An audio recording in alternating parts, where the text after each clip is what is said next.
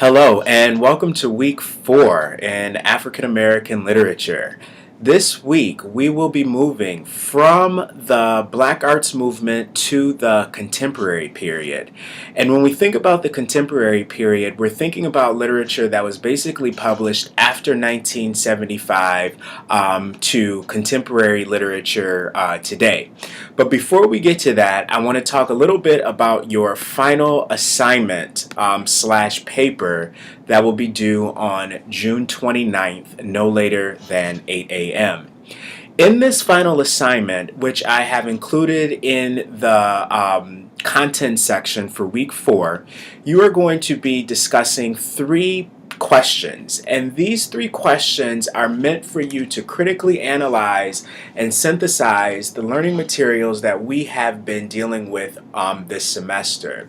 So in the first question, you will have to think about writers such as Richard Wright, Toni Morrison, George Samuel Schuyler, Zora Neale Hurston, or Larry Neal, and I want you to comment on how they might see Kiese Lyman's novel Long Division. In this particular question, I'm asking you to basically look at, or I should say, understand previous writers and understand how they fit within their context, within their generic context, or their literary period, and apply that to a contemporary reading, or I should say, a reading of contemporary literature. The next question is going to dealing with the genres that we've discussed in relationship to some films that are related to the African American literary tradition or comment on African American culture. Most of these films can be found at either Delta College's library, SVSU's library, your local public libraries, and also you can find some of these films on YouTube. If you have an issue finding any one of these films, please let me know, and I can try to make arrangements to hold those films at the library, or these films are easily found on if you have an Amazon account or online, or you can do what we used to do back in the day and go to your local video store. But basically what question 2 does is that you will select 2 films to view, and then I want you to describe the plot, setting, characters, and the central themes of these films, and I also want you to think about how these films might fit into the literary periods that we've discussed. Think about the characteristics that you see sort of developing in these films and relate that. And in this situation, you're critically analyzing one form of media in relationship to the literary periods that we've been discussing. And finally, with question 3, you will find a scholarly source, and we'll talk about over the next couple of weeks how to locate, how to read scholarly sources written on literature. And so in this question number 3, you'll find a scholarly source written on either Clay's Arc, Long Division, Recitative, or Space Traders, and you'll basically critically analyze that and synthesize the information, developing an argument based off of the material that you are reading. All of the requirements and the description of grading is included in the final assignment sheet, which is located in the week 4 content section under e-learning. And again, if you have any questions or comments about the final assignment, please let me know. So now moving on to the contemporary period. So like I do before, I want to give you a historical context of this literary period. So before, again, when we think about the Harlem Renaissance, and just to give you a sidebar before I get into this historical context, and also a shameless plug for my early African American Lit class, which will take place in the fall at the Delta College Ricker Center. Before the Harlem Renaissance, we have a whole body of literature that spans, or I should say African American literature, that spans as far back as the late 18th century with slave narratives. And these are some of the things that we will talk about, some of those sort of literary movements from the late 18th century and how those movements influenced modern literature. We'll talk about those issues in early African American literature, which again will be offered in the fall here at Delta College at the Ricker Center. So we have this very large, dense body of literature that spans all the way back to the 18th century. And as we move up to the Harlem Renaissance, like I said before, we're asking questions about art for art's sake and being aware of the sort of the conflicts an African American artist feels when they're producing work for white audiences. And so as we move up to the modernist period, realism and naturalism, we're dealing with issues related to a character's social environment. How does environment shape one's identity? How does one's environment shape how one sees themselves? And so again, a lot of the patronage of African American literature during that time was for white audiences. And so it's not until we get into the Black Arts movement, the movement that we've just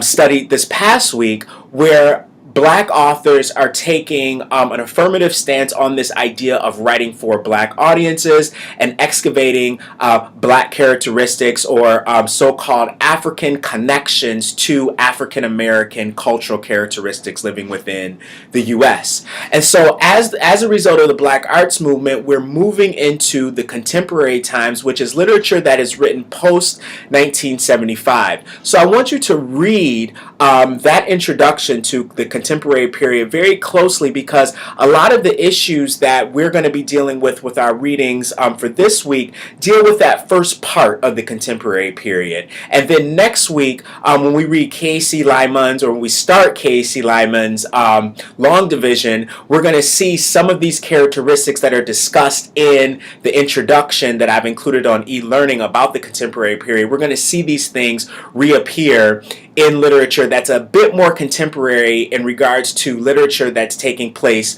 post-September 11th. And the author is going to make a distinction between the literary movements within the contemporary period, pre-September 11th and post-September 11th. Along with that, some characteristics that I want you to think about when you're reading about the contemporary period is this idea of multiplicity. Like I said about the Black Arts movement, which was limited in the sense in terms of providing or not providing voices for gay identities, not providing voices for women, or not providing those platforms for women, we're going to see with the contemporary period a multiplicity of identities. So so not only do we have identities representing this idea of masculinity, or pushing back at ideas of masculinity, pushing back at ideas of femininity, looking at gay voices, looking at issues related to class, looking at issues related to Gothic and horror and science fiction. We have this really broad range of writing identities, but we also have a very broad range of audience identities as well. So we have this idea of multiplicity going on. We also have this idea of a return to history. One of the things that we see in contemporary writers like K.C. Lyman and like Toni Morrison, like Octavia Butler, like Gayl Jones, is this return to history. So unlike Harlem Renaissance writers, unlike the modernist and the realist and the naturalist writers, is contemporary writers went back to the slave past. And a lot of this was influenced by Toni Morrison's influential novel Beloved. And in Beloved, we see the main character, we see this sort of slave narrative story that's being told and being revised in the 70s. So we see a lot of characters. We see this in Octavia Butler's Kindred. We see this in Gayl Jones' Corregidora, where the characters live in contemporary times, but they have to confront their slave past. So there's this return to history and this excavation of the past. We also see this rise of the Black women's voice. So you're going to read that not only do we have this sort of departure within feminism, this idea of Black feminism, but we also have this departure within Black feminism with Black lesbian voices as well. So we're going to see a multiplicity with the emergence of black women writers and all of their different perspectives as well. And you'll notice that they'll discuss this in the introduction, that black women writers dealt with race a little bit differently than their predecessors, and how they dealt with race, that you'll read about. Along with this, we have, just like in the Black Arts Movement, we have this return to the vernacular tradition. And not only do we have this return to the vernacular tradition, but we also have this rise in more critical theory. So not only do we have this vernacular tradition, this idea of the oral narrative, but we also have authors dealing with the African American language on a scholarly setting. You'll also read within the 1960s, there was a rise in Africana studies, African American studies, African studies, black studies programs at major universities, at Ivy League institutions such as Harvard, such as Yale, such as Stanford, Big Ten institutions such as Michigan State, U of M, Wayne State. And so you have this rise of a critical academic research on African American characteristics, whereas before, in the Harlem Renaissance, for instance, we're trying to locate and understand these characteristics. Now we're theorizing a lot more about these characteristics and making direct connections to literature, to film, to cultural expression, to art, and to music. Another thing that we see, another characteristic within the contemporary times that we see happening, is this rise of speculative fiction and science fiction. And this is what we're going to be dealing with in relationship to Derek Bell's Space Traders, along with Octavia Butler's Clay's Ark. And we'll also see science fiction elements taking place in K.C. Lyman's Long Division as well. But one of the things that we see happening in African American literature in the post the 70s is this idea of science fiction.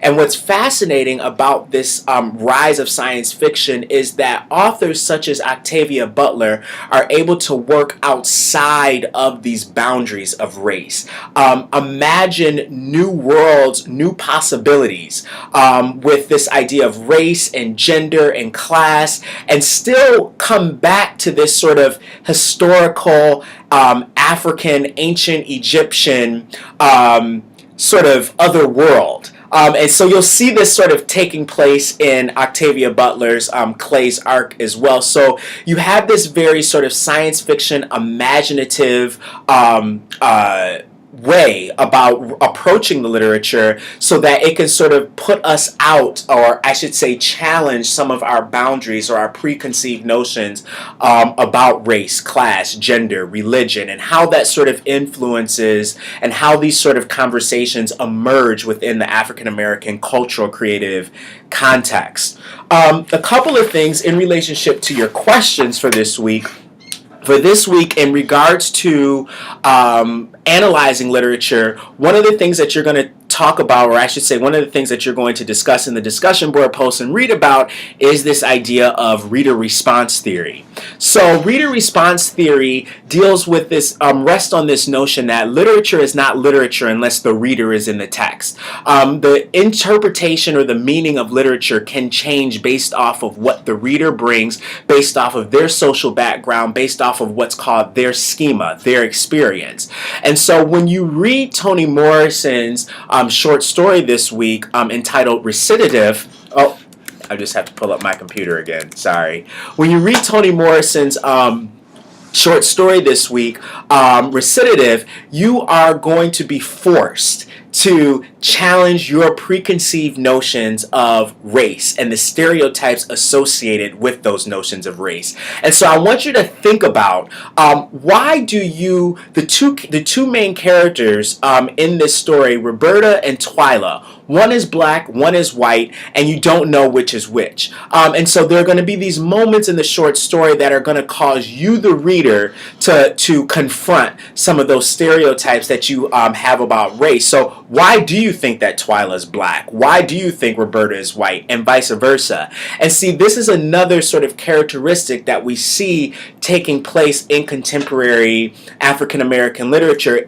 is this idea of challenging notions of race. Writing racialized stories, but then at the same time not being explicit about who is black, who is white, and again challenging these preconceived notions of these racial stereotypes, but still at the same time having this very strong racial message. So again, as you notice in the discussion board post, things are going to be a little bit more detailed. I'm going to start wanting you to cite the information that you are including, and this is all going to be sort of build to your final assignment.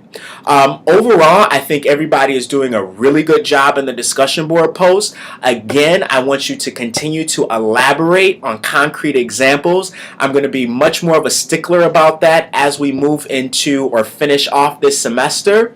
Again, if you have any questions, comments, or concerns, please let me know. Once again, happy writing, happy reading, and I will see you in cyberspace.